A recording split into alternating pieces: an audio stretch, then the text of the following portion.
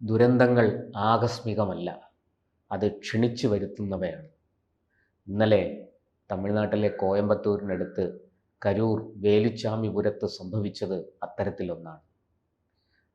അധികൃതരുടെ, സംഘാടകരുടെ, രാഷ്ട്രീയ പാർട്ടിയുടെ, പിന്നെ ജനങ്ങളുടെ ഒക്കെ നിരുത്തരവാദപരമായ സമീപനം കൊണ്ടും എടുത്തുചാട്ടം കൊണ്ടും സംഭവിച്ച ഒരു വലിയ ദുരന്തമാണ് കരൂരിൽ ഇന്നലെ ഉണ്ടായത്.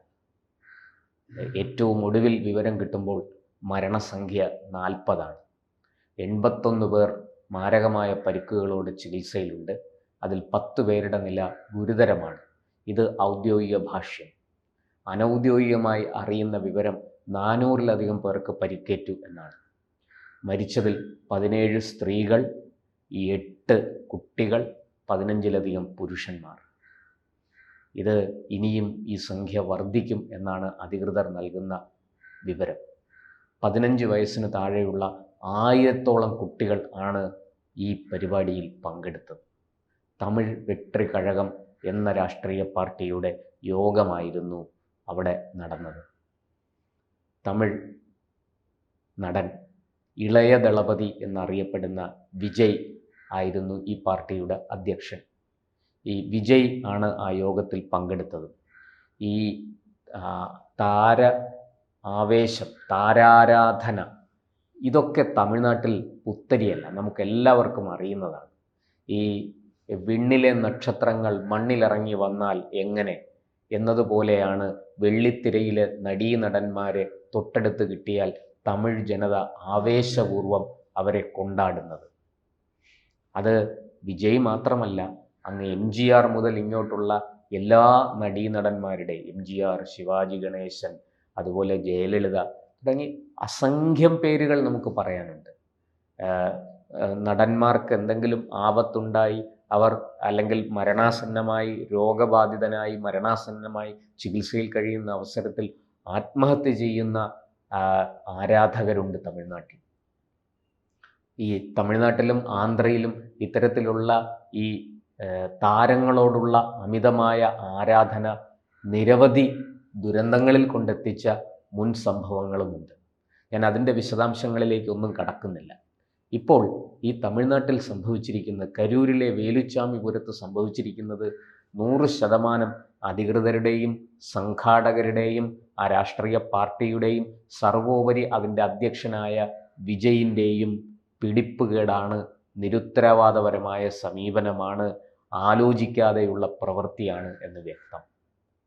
10,000 പേർ പങ്കെടുക്കാനുള്ള യോഗത്തിനാണ് ഈ തമിഴ് വെട്രി കഴകത്തിൻ്റെ ജില്ലാ അധ്യക്ഷൻ അനുമതി തേടിയത്. പോലീസ് ആ അനുമതി കൊടുത്തു. നേരത്തെ വിജയിൻ്റെ പരിപാടികൾ, വിജയ് പങ്കെടുക്കുന്ന പരിപാടികൾ, വിജയിൻ്റെ രാഷ്ട്രീയ യോഗങ്ങളൊക്കെ അമിതമായ ആൾക്കൂട്ടം കാരണം കുഴപ്പങ്ങളുണ്ട് എന്ന് ചൂണ്ടിക്കാട്ടി പോലീസും ഭരണകൂടവും അനുമതി നിഷേധിച്ചിരുന്നു. ഇതിനെതിരെ തമിഴ് വെട്രി കഴകം അതുപോലെ വിജയ് രണ്ടുപേരും ഹൈക്കോടതിയെ സമീപിച്ചു. മദ്രാസ് ഹൈക്കോടതിയിൽ ആ കേസ് നടക്കുകയാണ്. മദ്രാസ് ഹൈക്കോടതി ഇത് സംബന്ധിച്ച് മുന്നറിയിപ്പ് നൽകി.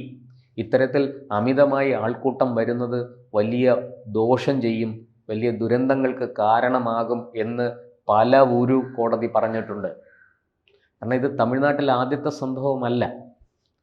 ക്ഷേത്രോത്സവങ്ങൾക്കിടെ, അതുപോലെ രാഷ്ട്രീയ പാർട്ടികളുടെ യോഗങ്ങൾക്കിടെ, ചില പ്രത്യേക ആഘോഷങ്ങൾ, ചില വിജയ ആഹ്ലാദം പങ്കുവയ്ക്കാനായിട്ട് സംഘടിപ്പിക്കുന്ന ആഘോഷങ്ങൾ, ഇതിലൊക്കെ ഇത്തരം സംഭവങ്ങൾ തമിഴ്നാട്ടിലും കർണാടകയിലും ആന്ധ്രയിലും നടന്നിട്ടുണ്ട്, ഒഡീഷയിൽ നടന്നിട്ടുണ്ട്, ഉത്തരേന്ത്യയിലും പല സ്ഥലങ്ങളിലും നടന്നിട്ടുണ്ട്. പാഠങ്ങൾ പഠിക്കാത്ത ജനക്കൂട്ടം, അതാണ് ഒന്നാമത്.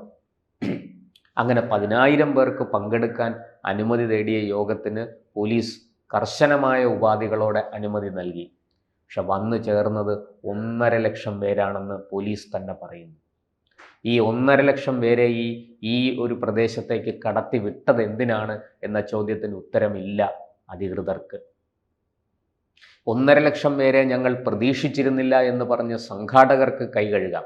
പക്ഷേ വിജയ് പോലെ, ഇളയ ദളപതി എന്ന പേരിൽ അറിയപ്പെടുന്ന വിജയ് പോലൊരു നടൻ പങ്കെടുക്കുന്ന പരിപാടിയിൽ ലക്ഷങ്ങൾ വന്നു ചേരുമെന്ന് കണക്ക് കൂട്ടാൻ ഒരുപാട് ബുദ്ധിയൊന്നും വേണ്ട. സാമാന്യ ബുദ്ധി കൊണ്ട് ചിന്തിച്ചാൽ തന്നെ മനസ്സിലാകും, മുമ്പ് വിജയിൻ്റെ പരിപാടികൾ നടന്നിടത്തെല്ലാം എങ്ങനെയാണ്, എത്ര ആൾക്കൂട്ടം ഉണ്ടായിരുന്നു, എങ്ങനെയാണ് അത് നടന്നത് എന്നൊക്കെ ഉള്ളത് അധികൃതർക്ക് അറിഞ്ഞുകൂടാത്തതാണോ? പോലീസ് അധികാരികൾക്ക് അതിനെക്കുറിച്ച് യാതൊരു ധാരണയും ഇല്ലെന്നാണോ?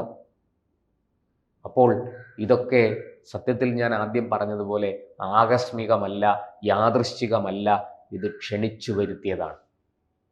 ഇപ്പോൾ ഈ തമിഴ് വെട്രി കഴകത്തിൻ്റെ ജില്ലാ അധ്യക്ഷനെതിരെ പോലീസ് കേസെടുത്തിട്ടുണ്ട്. പക്ഷേ അത് പോരാ. ഈ പരിപാടിയിൽ മുഖ്യപ്രഭാഷകനായെത്തിയ, ഈ പരിപാടിയുടെ താരമൂല്യം വർദ്ധിപ്പിച്ചിരുന്ന വിജയിനെതിരെയും കേസെടുക്കേണ്ടതാണ്. അതുപോലെ തന്നെ ഇതിന് അനുമതി കൊടുത്ത ഭരണകർത്താക്കൾക്ക്, അധികൃതർക്കെതിരെ നടപടിയെടുക്കേണ്ടതാണ്. സത്യത്തിൽ തമിഴ് രാഷ്ട്രീയം വലിയ രീതിയിൽ മാറിക്കൊണ്ടിരിക്കുകയാണ്. നമുക്കറിയാം, ഈ ദ്രാവിഡ രാഷ്ട്രീയത്തിൻ്റെ 2 കോണുകളിൽ തളയ്ക്കപ്പെട്ടിരുന്ന തമിഴ് രാഷ്ട്രീയം ഇന്ന് അതെല്ലാം ഭേദിച്ചുകൊണ്ട് മറ്റു പല തലങ്ങളിലേക്കും വളർന്നു കയറിയിരിക്കുന്നു. BJP അവിടെ വലിയ നേട്ടം ഉണ്ടാക്കിയിരിക്കുന്നു. ഏതാണ്ട് 1.5% വോട്ടിൽ നിന്ന് 15%ത്തിലേക്ക് BJP അവിടെ വളർന്നിരിക്കുന്നു. ഇതാ പുതിയൊരു പാർട്ടി രംഗപ്രവേശം ചെയ്തിരിക്കുന്നു, തമിഴ് വെട്രി കഴകം. അതോ ആ പാർട്ടിയെ ചലിപ്പിക്കുന്നത് അതിൻ്റെ ജീവാത്മാവും പരമാത്മാവുമായ വിജയ് എന്ന നടനാണ്. നമുക്കറിയാം, തമിഴ്നാട്ടിൽ ഈ നടന്മാർക്കിടയിൽ രജനീകാന്ത് കഴിഞ്ഞാൽ ഇന്ന് ഏറ്റവും കൂടുതൽ ഫാൻസ് ഉള്ള ഒരു നടൻ വിജയ് ആണെന്നാണ് പറയുന്നത്. അങ്ങനെയൊക്കെയുള്ള വിജയ് രാഷ്ട്രീയത്തിലേക്ക് പ്രവേശിച്ചപ്പോൾ അത് തമിഴ് ജനത വലിയ ആരവങ്ങളോടെയാണ് സ്വീകരിച്ചത്. പക്ഷേ അവരുടെ ആ സന്തോഷത്തിനും ആരവങ്ങൾക്കുമൊക്കെ ദുരന്തമാണ് പകരം കൊടുക്കാൻ സാധിച്ചിരിക്കുന്നത് എന്ന് പറയേണ്ടിയിരിക്കുന്നു.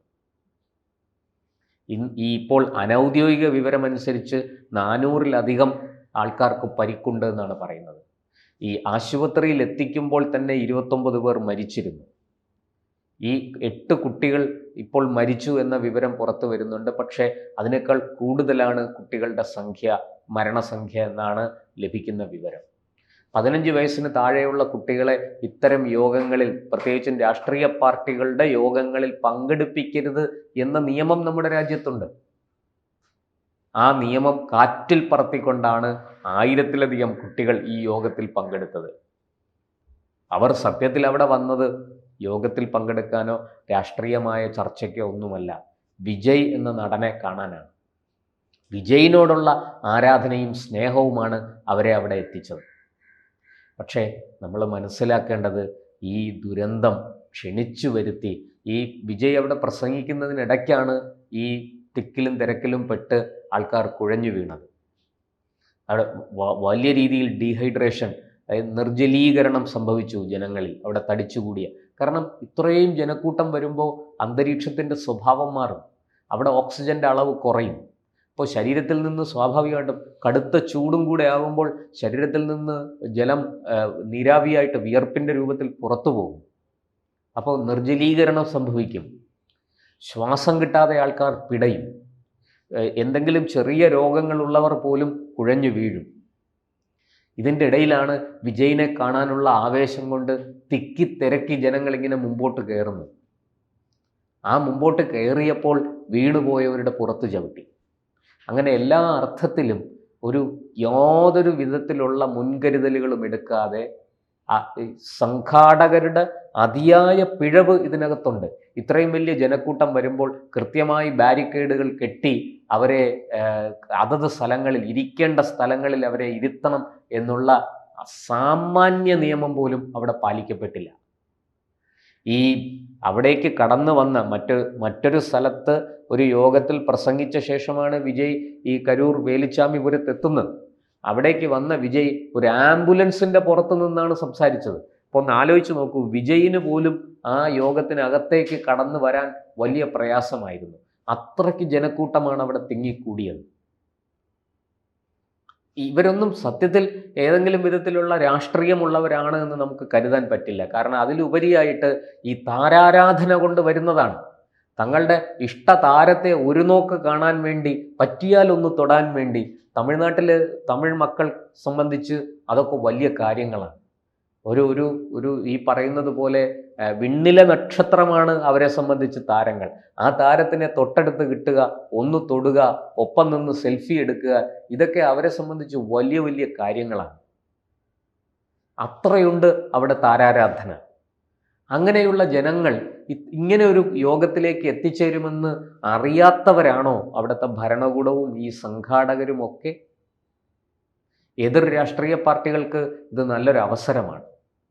പക്ഷേ ഒരു കാര്യം നമ്മൾ ഓർക്കണം, ഇത്തരം ആൾക്കൂട്ടം ഇങ്ങനെ തിങ്ങി നിറഞ്ഞ് അവിടെ ഉണ്ടാകുന്ന ദുരന്തം അത് ആകസ്മികമല്ല, യാദൃശ്ചികമല്ല.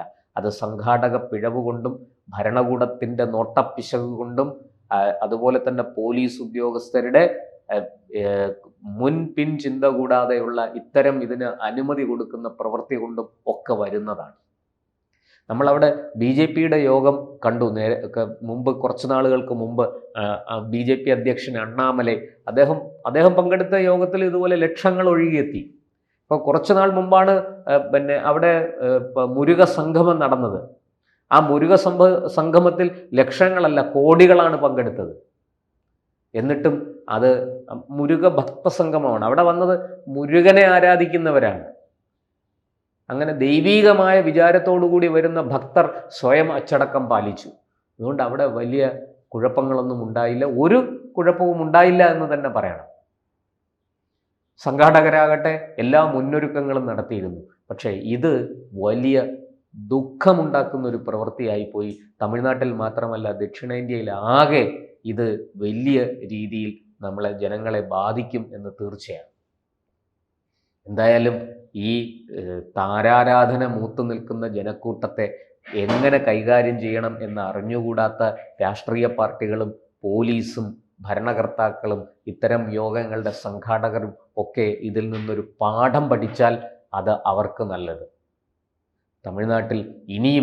തമിഴ്നാട്ടിൽ മാത്രമല്ല, കർണാടകത്തിലും ആന്ധ്രയിലും ഉത്തരേന്ത്യൻ സംസ്ഥാനങ്ങളിലും എവിടെ തന്നെ ആകട്ടെ, ഇനിയും ഇത്തരം ദുരന്തങ്ങൾ ഉണ്ടാകാതിരിക്കട്ടെ എന്ന് നമുക്ക് ആഗ്രഹിക്കാം. അതിനുവേണ്ടി ഒത്തൊരുമിച്ച് പ്രവർത്തിക്കാം. അതാണ് ഇവിടെ വേണ്ടത്. അതല്ലാതെ മറ്റു വഴികളൊന്നുമില്ല. ആൾക്കൂട്ടത്തെ നിയന്ത്രിക്കുക വലിയ പാടാണ്. ഒരു ചൊല്ല് തന്നെയുണ്ട്, ആൾക്കൂട്ടത്തിന് ബുദ്ധിയില്ല, സ്വയം ഒറ്റയ്ക്കൊറ്റയ്ക്ക് ചിന്തിക്കുന്നവർക്ക് മാത്രമേ ബുദ്ധിയുള്ളൂ എന്ന്. അങ്ങനെ ആൾക്കൂട്ടമായി കഴിഞ്ഞാൽ അവിടെ ഈ പറഞ്ഞതുപോലെ ആരുടെയും വാക്കുകൾക്ക്, ചിന്തിച്ചുറപ്പിച്ചുള്ള വാക്കുകൾക്ക് വലിയ വിലയൊന്നും കിട്ടില്ല. ഇനിയിപ്പോൾ ഇത്രയും വലിയ താരാരാധന ലഭിക്കുന്ന വിജയിന് പോലും ഈ ആൾക്കൂട്ടത്തെ നിയന്ത്രിക്കാൻ കഴിയില്ല. അതിൻ്റെ ആൾക്കൂട്ടത്തിൻ്റെ മനഃശാസ്ത്രം അങ്ങനെ. അതുകൊണ്ട് ഇനിയെങ്കിലും ഇത്തരം ദുരന്തങ്ങൾ ഉണ്ടാകാതിരിക്കാൻ ഇത്തരം പരിപാടികൾ സംഘടിപ്പിക്കുമ്പോൾ അധികൃതർ വളരെയധികം ശ്രദ്ധിക്കണം. കർശനമായ ഉപാധികളോട് മാത്രമേ അതിന് അനുമതി കൊടുക്കാവൂ. ഇനിയിപ്പോൾ എന്തായാലും മുൻകൂർ ഒരു ഹർജി കൊടുത്തത് മദ്രാസ് ഹൈക്കോടതിയിൽ ഇരിപ്പുണ്ട്. കോടതി ഈ വിഷയം കൂടി കൃത്യമായിട്ട് പരിഗണിക്കും. ജുഡീഷ്യൽ അന്വേഷണം ഉൾപ്പെടെ പ്രഖ്യാപിച്ചിട്ടുണ്ട്. അതിൻ്റെയൊക്കെ കഥ എന്താകുമെന്ന് നമുക്കറിയില്ല. പക്ഷെ കോടതി ഒരുപക്ഷെ സ്വമേധയാ കേസെടുക്കാൻ സാധ്യതയുണ്ട്. എന്തായാലും ആരൊക്കെയാണോ ഇതിൻ്റെ ഉത്തരവാദികൾ അവരൊക്കെ തീർച്ചയായിട്ടും ഈ ദുരന്തത്തിന് മറുപടി പറയേണ്ടതാണ്. കൂടുതൽ വാർത്തകളും വിശേഷങ്ങളും നിങ്ങളിലേക്ക് എത്താൻ ABC മലയാളം സബ്സ്ക്രൈബ് ചെയ്യുക, ബെൽ ബട്ടണും അമർത്തുക.